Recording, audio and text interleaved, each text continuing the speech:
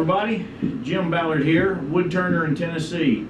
Today we're going to turn a deep hollow vessel out of some cherry. Let me show you the wood. Here she is, a large piece of cherry.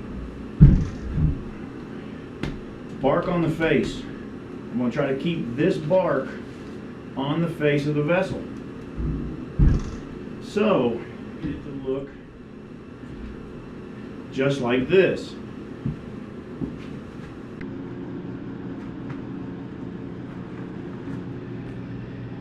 So I need to find where my center is going to be. I've kind of roughly done it, but I want the bark to be out of the circle. And the spot I've picked, you can see it's coming off of the bark, but not too much. And that's as large as I want to make it, right there. Just need to transfer this to the other side. As soon as there's my center. I'm going to be putting it between centers. I meant to mark this as top. It's only because I decided that.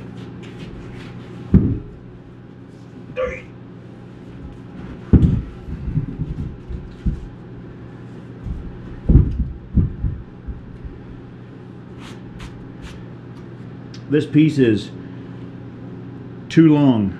I need to cut it.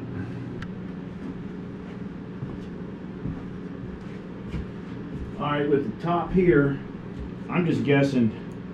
I'd like to see this because of the size here. I could probably get a vase probably about, and it's all guesswork, I'm gonna say about this tall. So if that's roughly the height, I need to give myself enough for a tenon in the chuck. That's probably plenty.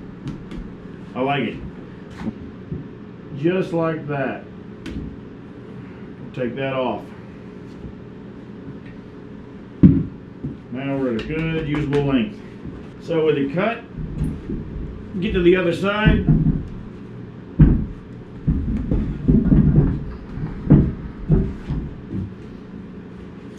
Mark it the same way.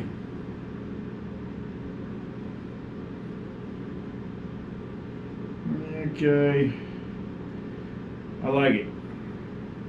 Right there.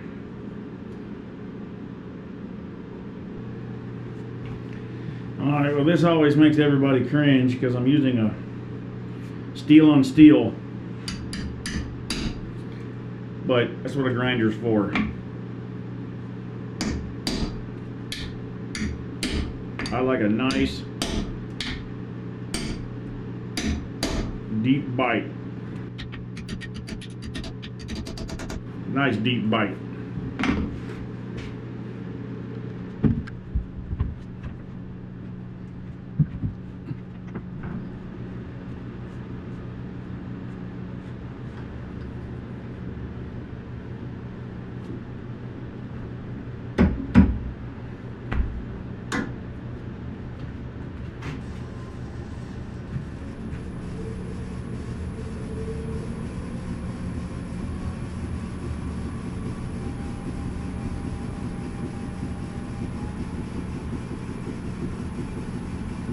And it's about 326.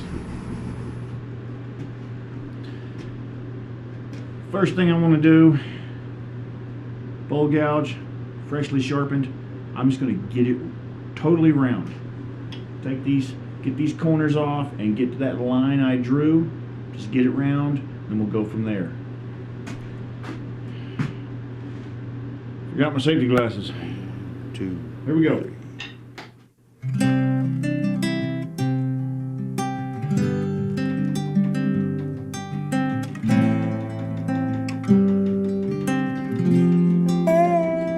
I used to burn through this town like a man with his ass on fire.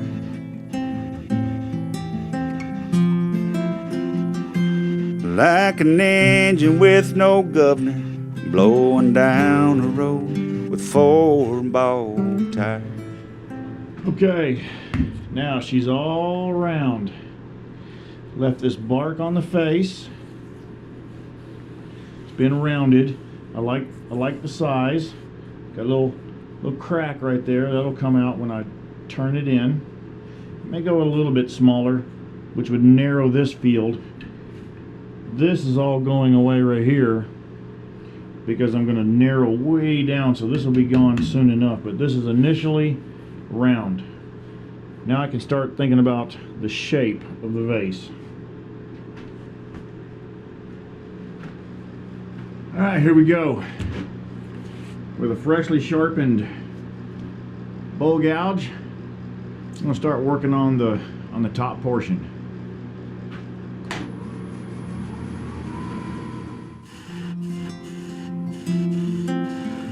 Stumbling home, drunk or stoned, waking up alone on the floor.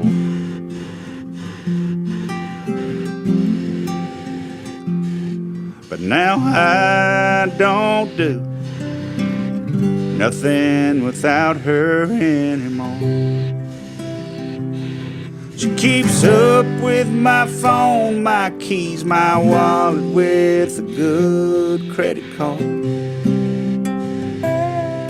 Make sure my hair ain't flat and back, and tells me when you can't hear my guitar.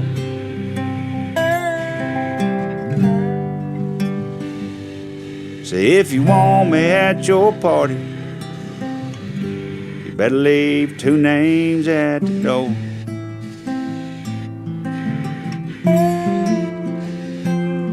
Cause now I don't do nothing without her anymore.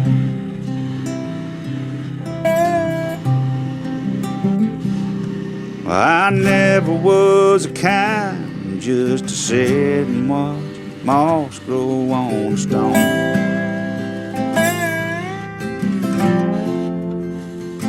I bet I've been 1,000,000 miles just so I could say I was gone.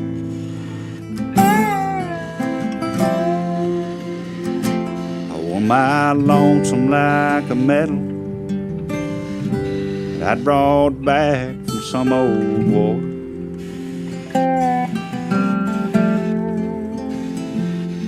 But now I don't do nothing without her anymore. She keeps up with my phone, my keys, my wallet with a good credit card. Make sure my hair ain't flat and back, tells me when you can't hear my guitar. Bless her heart.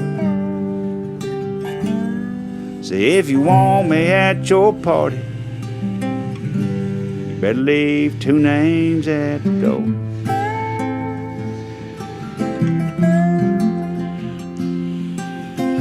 Cause I don't do nothing without her anymore.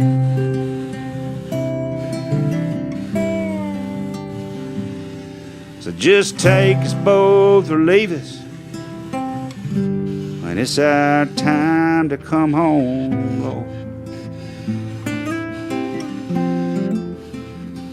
'Cause you know I don't do nothing without her anymore.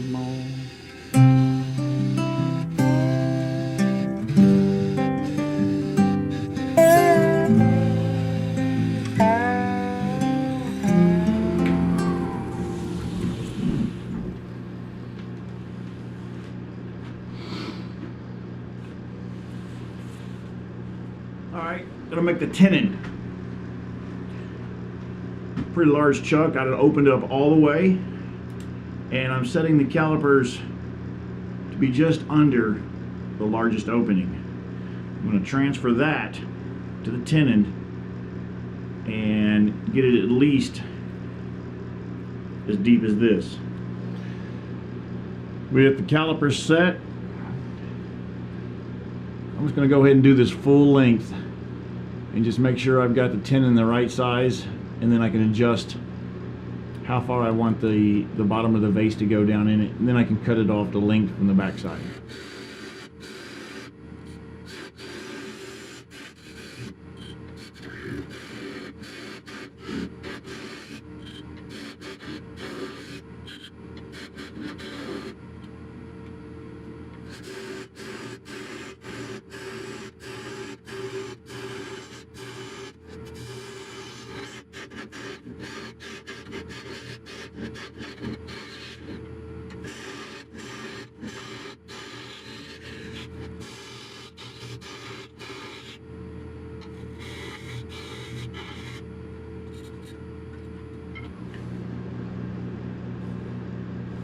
Now we just need to cut this to the length we need for the depth of the chuck. Leave a little shoulder to help support it. So I think I'm probably long enough for the overall length of the vase. This is basically the depth that I want, or the length of the tenon. Insert it right there. I like it.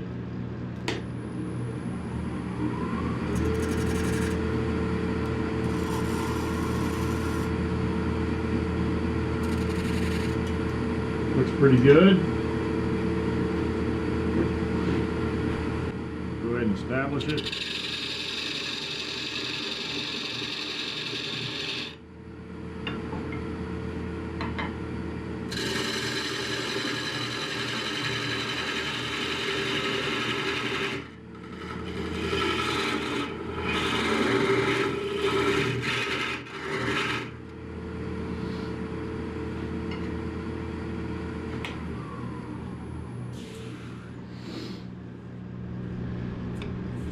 I believe it's time to remove it from the lathe, cut this off back here, get it in the chuck, recenter it, make sure everything is stable, and start working on the top, getting ready to go inside. I've decided to take it down just a little bit farther with a parting tool, so I don't have much to cut off after the lathe.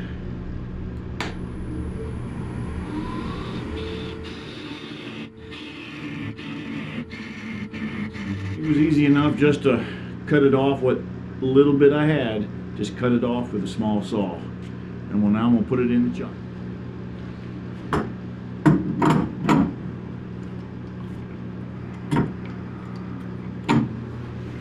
I'm going to bring this up to the chuck and clamp it up.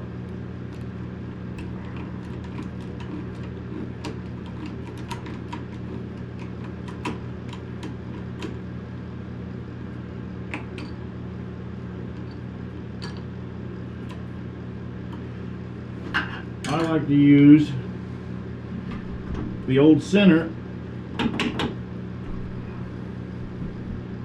help keep it straight, and it'll force it flat. I can tighten it up. See what it's looking like so far.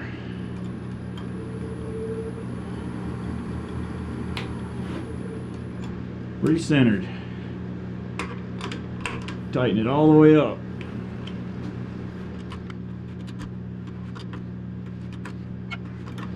I like it tight.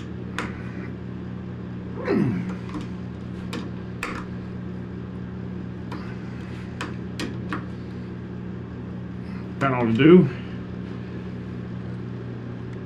Now if I've done this right,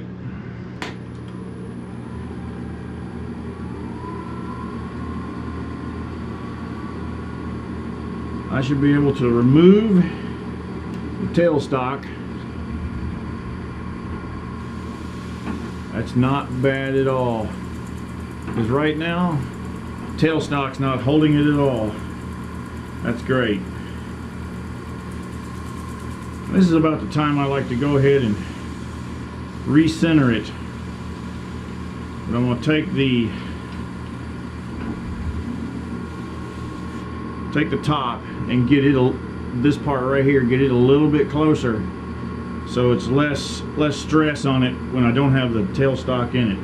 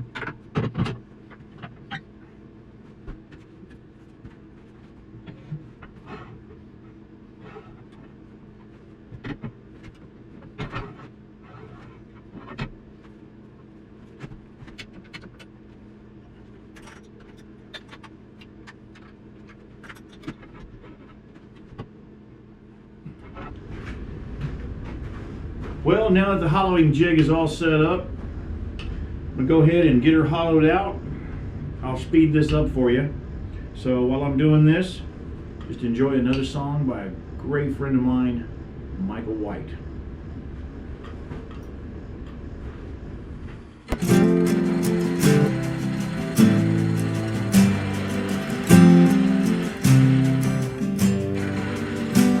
He remembers when ashtrays sat right by the faders, greased pencils and old razor blades, and whiskey and bennies were passed out like candy, 'cause that's how good records were made. And the singers could sing, the players could play. He didn't know it, but those were the days. Now he sits on his bar stool and tells all the stories about Waylon, Willie, and Cash. Both Cephas and Haggard, Rodriguez and Paycheck. The night he whipped the label head's ass. And he ain't bought a record since Luke and Bob, Texas. Says the real stuff's gonna come back around. He's like genuine leather in a Naugahyde town. Genuine leather in a Naugahyde town.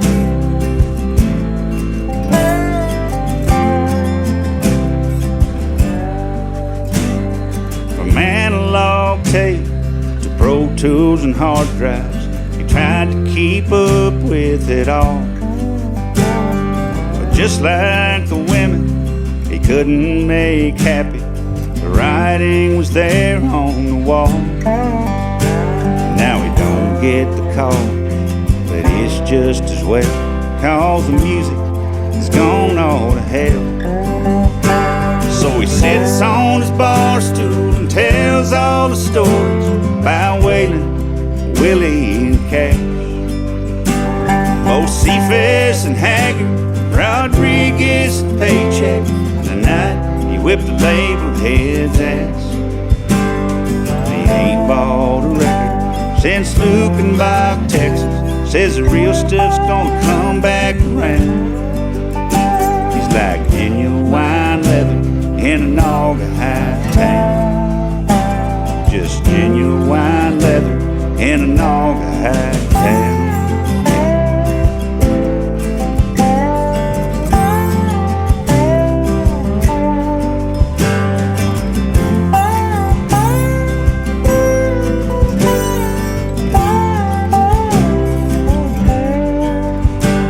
Lord, he ain't bought a record since Lukenbach, Texas. Says the real stuff's bound to come back around.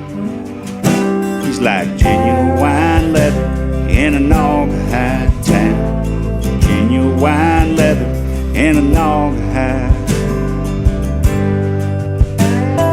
town.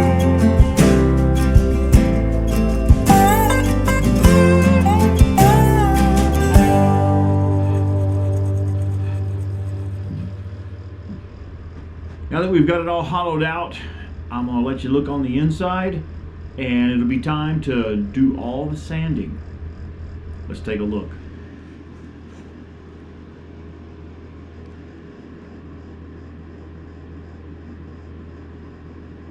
Before I start sanding, I'm going to take a parting tool and I'm going to establish the bottom.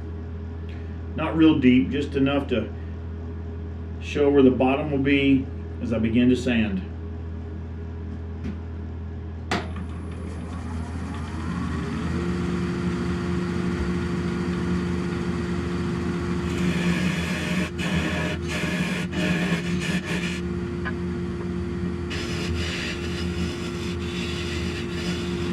There you go.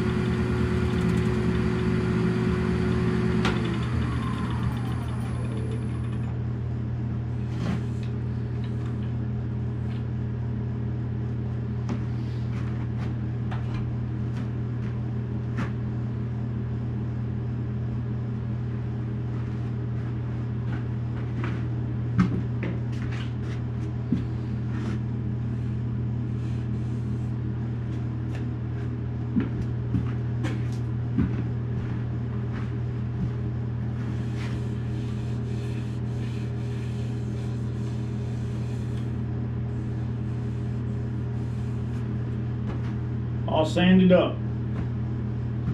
Only took it to 400 and buffed it out with this. Looks pretty good.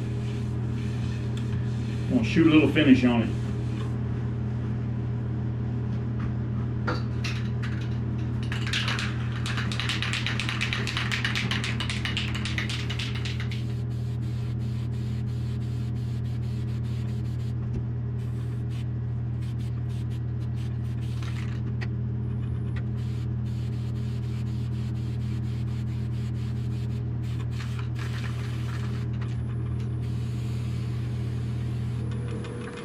Clear satin finish by Deft.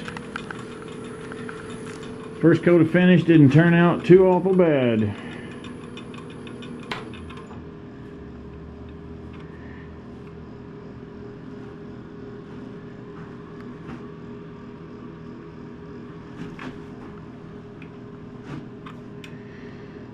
It's going to turn out real nice. Next step will be cutting it off the lathe and putting on the finish. Several coats of this satin finish. Well, I hope you guys enjoyed that as much as I did. Got her all wrapped up. Needs a couple more coats of finish, but she is complete. So if you enjoyed it, please give us a thumbs up. Don't forget to comment. Any questions are welcome. And don't forget to share. And as always, don't forget to subscribe. See you guys next time. Come back around. He's like genuine leather in an Naugahyde town. Just genuine leather in a Naugahyde town.